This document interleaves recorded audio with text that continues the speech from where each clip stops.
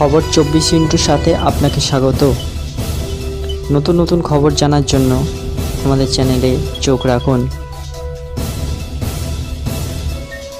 কেন্দ্রীয় সরকারের জনবিরোধী ওষুধ আইন ও ওষুধের দাম বৃদ্ধির প্রতিবাদে সর্বভারতীয় তৃণমূল কংগ্রেসের ডাকে মুখ্যমন্ত্রী মমতা বন্দ্যোপাধ্যায় ও সাংসদ অভিষেক বন্দ্যোপাধ্যায়ের নির্দেশে বাংলার প্রতিটি দিকে দিকে শুক্রবার অর্থাৎ 4 এপ্রিল বিক্ষোভ মিছিল ও সমাবেশের আয়োজন করা হয়।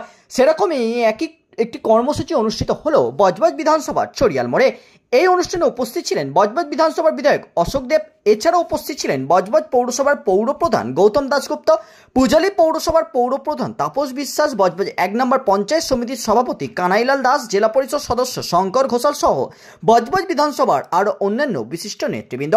একদিকে এসএসসির প্রায় 26,000 চাকরি প্রার্থী আজ কেন্দ্রীয় সংস্থার গাফিলতির জন্য কর্মহারা, সেরকমই কেন্দ্রীয় সরকারের অমানবিকভাবে সাধারণ মানুষের নিত্য প্রয়োজনীয় ওষুধের মূল্যবৃদ্ধির প্রতিবাদে প্রায় 2 ঘন্টা ধরে বজবজের চড়িয়াল মোড়ে চলল এই প্রতিবাদ সভা। এই প্রতিবাদ সভায় সাধারণ মানুষের ভিড় ছিল চোখে পড়ার মতো। শান্তনু মণ্ডলের রিপোর্ট, খবর 24।